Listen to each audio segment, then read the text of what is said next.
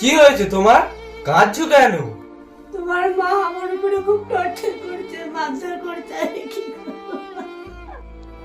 তুমি চিন্তা করো না, আমি এক্ষুনি মার কাছে যাচ্ছি। মা, ও মা, তুমি নাকি তোমার বৌমার গায়ে হাত তুলেছো?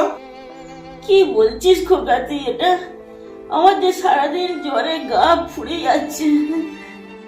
তোমার এত জ্বর, তুমি তো আমাকে জানাতে পারতে, আর তোমার বৌমাকে তো বলনি। কি আর বলবো রে খোকা, বৌমাকে অনেকবার বলেছি একটা ওষুধ দাও, বৌমা আমার দিকে ফিরেও তাকায়নি। দাঁড়াও মা, আমি ওর ব্যবস্থা করছি। কি রে, এখানে বসে নাটক মারাচ্ছিস? আমার মায়ের সারাদিন জ্বর, মায়ের না খেয়াল রেখে তুই এখানে মায়ের নামে মিথ্যে অপবাদ দিচ্ছিস। আমি কিছু করিনি, আমাকে একটু বিশ্বাস করো। আজ সারাদিন তোর খাওয়া দাওয়া বন্ধ, মাকে গিয়ে সেবা করবি। দূর হ।